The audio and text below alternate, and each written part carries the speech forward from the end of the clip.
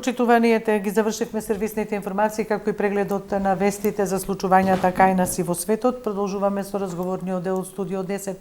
Наш прв гостин е професор доктор Гоце Цветановски. Професоре, добар ден и благодарам што ја прифативте поканата. Добар ден и до вашата телевизија и до вашите гледачи. Се надев дека ќе имаме едно плодно интервју. Сигурно дека ќе имаме, професоре. Најнапред и честитки за овогодинешната државна награда Гоце Делчев. Вие сте еден од поголема група, јас себе да ги прочитам и останатите да не испадне дека некого фаворизираме, а другите не ги кажуваме. Значи, заедно бевте, дел сте од групата автори која доби овогодинешната државна награда Гоце Делчев.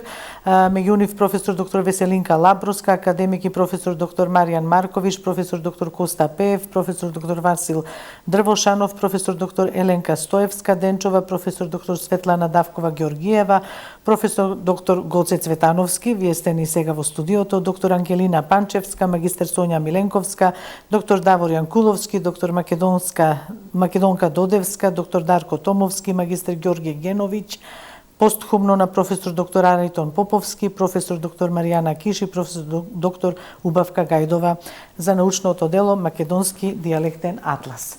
Што представува ова дело и до какви научни дострели достигнавте, професоре Цветановски, со оваа група професори, што откривте и што е значењето за македонскиот јазик и неговите дијалекти? Така, благодарам за поставените прашања. Значи, прво сакам да напоменам дека македонскиот дијалектен атлас е долгогодишен национален проект што се работи во одделението за дијалектологија при Институтот за македонски јазик. Речиси од самото формирање на институтот почна со работа академик Божидар Видоевски, ја осмисли целата концепција на проектот, пунктовите, мрежата, се што требаше да се направи и се влезе во една подготвителна фаза каде што требаше да се собере дијалектниот материјал од целата јазична територија. Тоа е процес кој што трае нели децении и ние за среќа сме таа генерација која што всушност ги сублимираме резултатите на нашите претходници, всушност и самиот наслов кажува од нели ризницата на картотеката, лексички материјали, да, тоа е насловот кој што јас да се пофалам го дадов, нели помогна во креирањето на насловот. Сакам да напоменам дека токму ваквото представување беше еден вид одолжување на претходниците, инаку јадрото што го направи сето ова е сепак одделението за дијалектологија, предводено од професор доктор Веселинка Лаброска. Тука мора да ги споменам колешките Светлана Давкова Георгиева и Еленка Стоевска Денчова, се разбира јас, како едно јадро во кое што, например, 2/3 од материјалот е сработен од наша страна, а се разбира дека и другите помладите соработници учествуваа во подготовката на атласот и во техничката подготовка, но и се обучуваа нели во иднина да ги преземат одговорностите, затоа што ова е многу важен капитален проект. И се разбира, на тој начин им одадовме признание и нашите претходници, меѓу другото на Коста Пеев, на Аритон Поповски, на Маријана Киш, кои што целиот свој живот го вложиле во овој проект Македонскиот дијалектен атлас, дури дел од животот го поминале на терен, таму каде што има разни невремиња, тогаш на времето немало ни патишта, па има случај кога кажувале дека и без транспорт се качувале на високи места, на планини, каде што морале да го соберат целокупниот материјал. За сето тоа, ние како нивни наследници им одаваме почит и токму затоа се почна ова, иако мора да напоменам дека претходно излезе пролегомената, тоа исто дел од атласот, но тоа е во суштина еден вид пробен том во кој што се обидувавме да ги поставиме методолошките постапки за изработка на македонскиот дијалектен атлас. И сега да напоменам дека во соработка со Ареалниот центар во Приману, предводено од академик Маријан Марковиќ и неговата екипа, тие се надоврза, во суштина излезе многу добра соработка со тоа што тие картите, се што требаше да се подготви околу начинот на картографирање, изборот на картографските средства, помогна и дел од нив учествува и со своји прилози, лични авторски прилози, и така излезе еден убав, огромен македонски дијалектен атлас, а значењето е далекусечно, затоа што прво се гледа лексичките слоеви на македонскиот јазик, се гледа неговата разновидност и така натаму, со оглед на тоа што нели зборувавме овие денови за кодификацијата. Дијалекти, толку побогат јазик. Дали е тоа точно? Апсолутно. Меѓу граѓаните важи таа нели максима. Апсолутно. Колку повеќе дијалекти, толку побогат јазик. Еве и вие рековте слоевитоста ја искажува сето ова. Точно, и во контекст да се определи статусот на македонскиот јазик во однос на другите балкански јазици, во однос на другите словенски јазици, да се видат сличностите и разликите, да се види иновативноста на македонскиот јазик како центар на Балканскиот јазичен сојуз. Така рековте, ова е во рамките на 80 годишнината од кодификацијата на македонскиот стандарден литературен јазик. Чекавте наменски сега да го објавите атласот или Не беше наменски, не беше поврзано не беше така? наменски, работата си течеше, значи ние долги години работиме на оваа проблематика и вакви проекти не можат и не можат преку ноќ да се сработат, преку ноќ да се сработат, затоа мислам дека се поклопија коцките, но во секој случај многу добро, затоа што ние од една страна се трудевме максимумот да го вложиме, се разбира дека ќе продолжиме и понатаму со работата, иако мора да напоменам дека следуваат и многу крупни други работи, така што дел од екипата можеби ќе замине во други значајни, многу значајни проекти, како што е етимолошкиот речник на македонскиот јазик. Вие работите на етимолошкиот речник, така, и како што е дијалектниот речник и многу, а тоа е се поврзано со стандардизацијата на македонскиот јазик. Така, професор Цветановски, убаво се изразивте за вашите колеги и вашите претходници што работеле на ова дело. Ова е колку да се знае дека ништо не почнало од нас, овие генерации, значи работеле генерации пред нас, ке работат утре други и генерации под нас, бидејќи тоа е вечно движење и на животот и на творењето на крај на краишта. Рековте дека малтене уште од формирањето на Институтот за македонски јазик е пристапено нели кон работа на ова тело. Тоа значи колку 7 децени, ако не се лажам. Пак е тоа еден огромен период и претпоставувам дека ние сето веќе прославивме 70 години, така, да. 7 децени и повеќе. Претпоставам дека тука има и доста истражен материјал што велите го работеле вашите претходници, дури и некаде пешки се движеле, се качувале по планини поради отсуство на превоз и тоа. Претпоставам дека тоа е за Грција и за Бугарија, иако има опфатено и делови од Албанија, докаде допира македонскиот јазик и населението што го говори македонскиот јазик. Меѓу другото, морам да напоменам дека бев и се надевам дека се уште сум главен истражувач на проектот македонските дијалекти надвор од границите на Република Македонија. Зошто го кажувам бев, а и се надевам дека сум? Со оглед на политичките состојби и сето тоа што се случи во врска со политиката на Балканот, па и воопшто во светски рамки поставеноста на македонската дипломатија, се покажа дека дел од лингвистите што постојано будно зборува, меѓу другото и јас сум тој што постојано зборував дека допрва ќе ги видиме штетните последици од Преспанскиот договор и од договорот за добрососедство и пријателство, се покажа како вистините.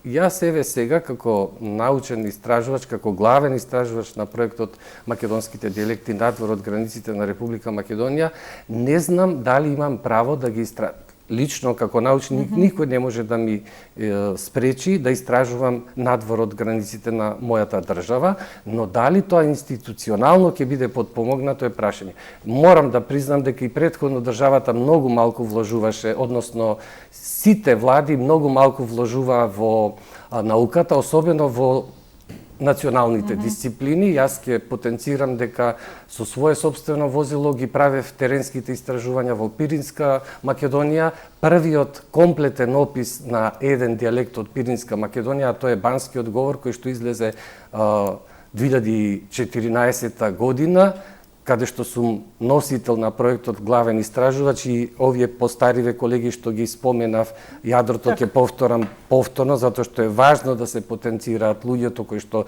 работат постојано и вложуваат. некогаш е потребна и сатисфакција за сето тоа, затоа што се тоа големи одрекувања во однос на семејството, во однос на општествениот живот и така натаму, сте фокусирани само на науката и ништо друго не ве интересира и буквално горите за тоа. И сакам да ги потенцирам колегите кои што се заслужни и за банскиот говор, нели, освен јас како главен истражувач, тука повторно ќе ги споменам покојната Убавка Гајдова, Еленка Стоевска-Денчова, Светлана Давкова-Ѓоргиева и Веселинка Лабровска, јадрото кое што работи веќе 3 децении, некои од моите колеги повеќе од 3 децении работат, но во суштина тоа е јадрото кое што го држи овој проект и сите други проекти во областа на диалектологијата. И ќе напоменам дека по излегувањето на банскиот говор се сопре работата на проектот затоа што не се финансира ништо. Замислете си вие да патувате до Бугарија, да обезбедувате спиење, плюс на обука имаше, сега веќе стана доктор, тогаш јас го носев асистентот Дарко Томовски на тие истражувања, се беше тоа приватно, се беше во режија преку луѓе. Да напоменам дека помош добивме од Омо Илинден, Пирин, да, благодарение на господинот Стојков, конекциите со нашинците ги воспоставивме преку него, така што за да се дојде до луѓе е потребно многу труд и напор и сето тоа да помине колку што е можно побезбедно. Сепак е ова некако, како да кажам, ангажман и дела што се базира делумно и на лична иницијатива. Вас како научници, не на државата, туку повеќе на одредени научници. Со тоа што можеби мала вина сносат научниците што не потенцираат дека вакви работи се нешто што е круцијално за државата. Еве, да напоменам... Сега немавте помош при печатењето на ова дело сега? Имавме помош преку Министерството за култура на тие редовни годишни конкурси. Мислам дека не сум сигурен, не сум убеден, затоа што не можам да навлегувам во детали. Главен истражувач беше професор Веселинка Лабровска. Мислам дека и Министерството за образование и наука делумно се вклучи, не сум сигурен, да не ширам дезинформации, но во секој случај тоа се минимални средства. Не се тоа некои големи средства, тоа се покривање на, ајде да речам така, печатарските трошоци, значи некои 210.000 денари, 210.000 денари. Што е тоа? Само толку, да, од државата. А колку труд вложуваат научниците за сето тоа? Каде е потребната литература? Каде е потребната опрема за сето тоа? Знаете ли вие за банскиот говор, за да се симне еден текст запишан, нели, ние снимаме со аудио, да речеме, со диктофони, со диктофони, и сето тоа после треба да се обработи. Значи, потоа треба да се симне, да го слушаме текстот, да го запишеме на рака, да го провериме сите гласови да бидат точни, така како што ги изговарат и, меѓу другото, затоа ќе се надоврземе што значи кодификацијата, затоа што излегоа неколку дилеми кај народот, па што е ова, па како е, дали е точно, дали не е точно. Сакам и на тоа малку да се задржам, но за да ја завршам ова приказна, значи, сите овие работи се многу значени за државата. Зошто каде што треба малку поголем слух и од државата. И континуирано ангажирање. Дури има еден предлог. На секој завршен проект, еве, не мора Министерството се однапред да авансира и да може да ги покрие дел од трошоците што се однесуваат на реални трошоци. Тоа се литературата и опремата. Ајде, нашиот труд нека го остават настрана, нашиот труд нека биде дури потоа награден откако ќе излезе делото. Откако ние, како научници, ќе речеме, еве, готово е делото, сега ве молам. Ние не можеме да бидеме и менаџери и научници. Апсолутно. Тоа треба некој друг да го прави, да се грижи. Во крајна линија треба и еден план, зашто реков дека ние малку сме виновни, затоа што нашата структура, како што е поставеноста, треба малку поискрено да продискутираме, но ќе кажам и за причините... И треба јавно да проговорите, или да проговорите со надлежните институции. Зошто е таа борба меѓу научниците, еве да речам, условно речено, затоа што не се финансира. Еден проект се финансира, другите луѓе што ќе прават. Тоа е исто како да речеме во медицината, имате еден орален хирург, имате еден хирург од торакална. И сега замислете си, вие велите, ќе направиме кардиохирургија, ќе финансираме. Што да прават овие? Кога не се специјалисти во таа област, можат нешто да се вклучат, да помогнат, но не се специјализирани за тоа. И тука е проблемот.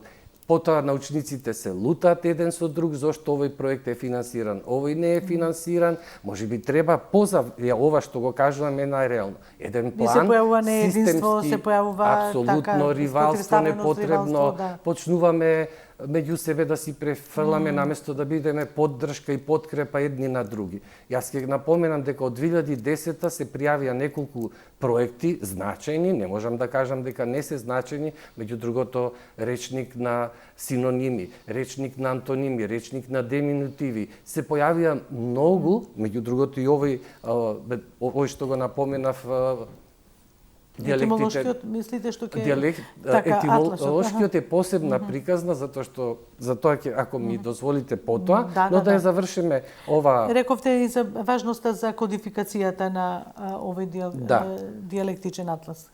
Значи, сега би сакал да, бидејќи постојано се потенцираше нели кодификација, јас би сакал малку и кон народа да се обратам кон пошироката јавност, што е во суштина тоа кодификација, затоа што внесува забуни. Дел од луѓето велат, ајде ви се молам, македонскиот јазик не е од 45-те и така натаму. И во право се, но треба да се објаснат некои работи за да се сватат суштински што значи. Во принцип, кодификација, и според толковниот речник на македонскиот јазик, а и воопшто во терминолошката употреба, кодификација означува систематизација на правила, прописи и така натаму во која било област од општественото живење. Во лингвистичка смисла, кодификација е пропишување на правила кои што се поврзани со јазикот. И од тој момент, кога ќе се пропишат правилата, прописите и така натаму, почнува да се гради стандардниот јазик или литературниот јазик. Морам да напоменам уште една работа во врска со дилемите литературен или стандарден јазик. Во македонската наука за јазикот, лингвистиката, првенствено постоеше терминот литературен јазик и тоа е во суштина една терминолошка определба која што е преземена од, ајде условно да речеме, таа источна лингвистичка школа или така наречена советска школа, во која што ништо не оспоруваме, е сосема во ред и литературен јазик, наспроти западната школа која што се служи со терминот стандарден јазик. И зошто се прави тоа? Со оглед на развојот на секој јазик се забележува дека литературен јазик како малку да ограничува, како да се смета дека е тоа само јазикот на литературата на кој што се создава, нели?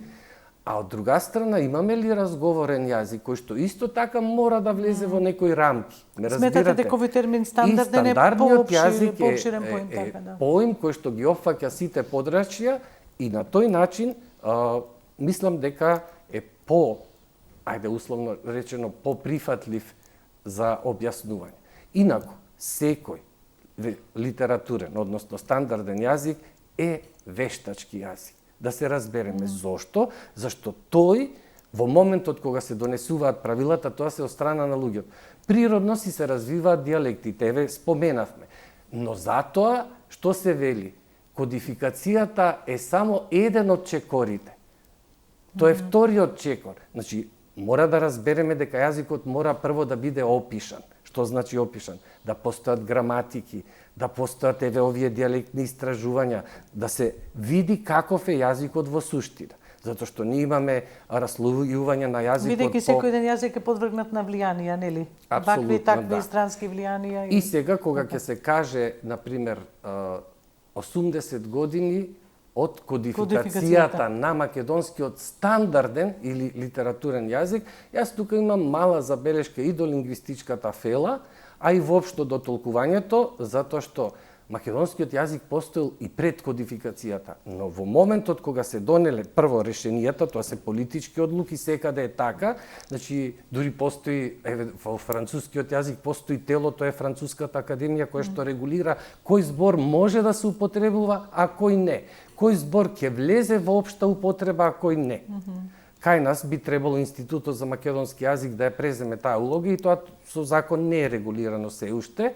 Ние сме од оние кои што дозволуваат, нели, јазичната практика да потврдува нешто или да демантира и потоа ние да го канонизираме, еве, така да се изразам, значи да го внесеме во правилата. Може да се случи во определен македонскиот јазик, еве да речеме, постоел и пред кодификацијата, си го зборувале ли луѓето? Па дури и пишувале. Да. Значи, постоело и писмо, различни видови писма постоели и пред кодификацијата. Но кодификацијата означува дека еве системски државата почнува да се грижи за се. За несреќа ние бевме последните што го добивме сето ова и затоа сега ги имаме овие спорови. Но нашите соседи не преодамна од нас, да речеме албанскиот јазик некои 27 години пред нас, да речеме бугарскиот јазик не е ништо по, да речеме, половина или еве 80 години пред нас. Тоа не е некоја значителна големина во однос на... Тие си постоеле исто како дијалекти, и албанскиот, и бугарскиот, и српскиот, и македонскиот, па и грчкиот јазик. Но проблемот што ни го наметна е многуслоен, прво затоа што пречи директно именувањето. Так. Тоа е најголемиот проблем. А се друго, и затоа почнуваат да се повикуваат на овие работи, јас затоа сакав да објаснам дека македонскиот јазик постоел и претходно, и во овој случај, 45-та е годината кога почнале да се обзнануваат овие правила, прописи и така натаму. Меѓу другото, прогласување на азбуката и прогласување на правописот. Тоа се основните атрибути. Потоа излегол во рамките на тоа, потоа следува стандардизацијата. Кодификацијата е само еден дел. Потоа следниот чекор е стандардизација. Ама за да имате стандардизација, затоа нашиот великан Блаже Конески се потрудил да напише огромна граматика на македонскиот литературен јазик. Да напише историја на македонскиот јазик. Еве разликата. Употребив граматика на македонскиот литературен јазик, но историја на македонскиот јазик, затоа што во историјата на македонскиот јазик влегува историјата на дијалектите. Ме разбирате? Така, да. Па дури да не навлегувам сега во таа лингвистичка поделба, што значи тоа генетски, што значи типолошки и така натаму. Например, јазикот на дамаскините исто така е дел од македонскиот јазик. Но дали ние можеме целосно да го разбереме? Дали ние можеме целосно да го употребуваме денес? Не, тоа се два различни кода. Еве тоа е што сакав да го објаснам и во врска со терминот кодификација, од каде произлегува тој. Значи, станува збор за еден интернационализам, пред се од францускиот во другите европски и светски јазици, со посредство на англискиот, нели, codification, преку кодификацион, француски, но исто така треба да нагласиме дека тоа е повторно латинска терминологија од кодекс и за пошироката публика да разбере дека се во јазикот има смисла, што означувало кодекс. Кодекс означувало стебло или дел од дрво, плоча, која што се преливала со восок и на кое што се пишувале првите знаци. Еве зошто таму подоцна прераснало значењето, систем на правила, точно кодексно однесување. Па потоа се шири семантиката. Видете, значи имаме нешто во зошто е важна етимологијата. Почнуваме од она што е нешто значено, битно за човекот и тоа е првичното значење. Човекот првично се ориентира во просторот, а потоа и во времето. И кога се ориентира во просторот, тој ги дава сите овие насоки и тргнува од себе. Значи, прво, поставеноста на неговото тело во однос на другите и така го разгледува светот. Тоа е еден вид абстрахирање, односно она што постои реално во светот, тој преку својот мисловен универзум го преточува со зборови. Така настанува мислењето и процесот на зборување. Ме разбирате? Да. И сега, зошто е важна етимологијата? Ако ми дозволите, ние сме единствениот народ, зашто другиве малку не обвинуваат или не омаловажуваат, затоа што ние сме единствениот народ на Балканот што немаме етимолошки речник. Ние сме единствениот народ што се уште немаме комплетен дијалектен речник. Ние сме се уште во фаза на собирање на податоците за еден тезаурусен речник, за стандарден и дијалектен корпус. Значи, сето тоа, подпомогнати од државата и со информатичарите, може во догледно време за една деценија да се среди. Зборувам дека тешкотијата е во тоа што ние допрва влегуваме во едни субспецијалистички области како што е индоевропеистиката. За жал, филолошкиот факултет Блаже Конески, а и сите филолошки факултети во државата се уште немаат предмет индоевропеистика. Зошто? Затоа што ние се уште немаме подготвено кадар. Јас сум првиот волонтер, зборувам, значи јас не сум професионалец во областа на индоевропеистиката, го потврдувам, но се обидувам на начин со стекнатото искуство преку вложениот труд во диалектологијата, во истражувањето на диалектите, преку учеството во различни проекти, како што е првиот македонско-словачки речник, преку учеството на разни други форми, учество во еден соверен македонско-грчки речник и така натаму, и во толковниот речник на македонскиот јазик, сето ова лексикографско богатство да почнам да го насочувам во етимологијата. Етимологијата е врв. Што значи еве тоа, професоре, бидејќи вие работите на тој етимолошки речник, очекувате есенва да биде издаден? Па првиот том инаку тоа е претпоставам исто огромна материја. Огромна, и верувајте ми, јас 3 години прв пат вака, јас не сум човек што се жали, но кога човек доживува такви тежини маки, прв пат во животот ќе кажам, ќе бидам нескромен дека јас од канцеларија не сум излегол. 3 години не сум видел ниту жена, ниту дете, ниту општествен живот, ниту пријатели, ниту така. Зошто? Затоа што јас во 8 часот сум на работа, во 15 одам дома, ручам и повторно во 17 часот сум на работа, до 23 часот сум на работа. Сето тоа бара жртва, мислам, не само професионална, туку и на приватен. Но нема да жалам ако сето тоа биде во интерес на македонскиот народ, на македонскиот јазик. А за да покажам што значи тоа, за волја на вистината, ние сме имале идеи за ваков речник, нашите претходници, но никако не се решавале од проста причина што е потребно голема подготовка.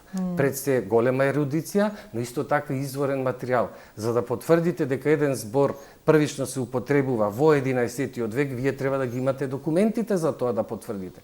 Потоа убикација. Тоа велам, сигурно тоа треба и богата ризница на документи. Од каде се снабдувате со документи? Апсолутно, значи за среќа ние имаме богати картотеки. Во Институтот за македонски јазик имаат оделенијата што постојат, имаат богати картотеки, имаме богата ономастичка картотека, имаме богата, ајде да не ги прескокнам, диалектолозите, исто така имаме богата диалектолошка картотека, имаме богата картотека на црковнословенскиот, односно од тој период имаме нели. Не, тука и би ве прашала колку се расположени да ви отворат еве архивите во Турција, велат имаме архиви богатство, архиви Ватикан, Соединетите Американски држави, дел од европските земји, дали се појавило потреба нели да се консултирате и со дел од материјалите во тие архиви? Апсолутно, секогаш постои потребата да се консултираме, меѓутоа тоа сепак може да го направи само државата.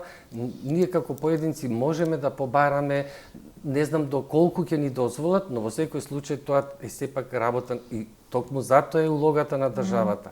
Овие како се чува и негува еден јазик. Знаете што значи литературен јазик? Тоа е комплетно наоружена армија. Тоа значи дека имате штаб, дека имате значи војници, дека имате секој што се грижа за тоа.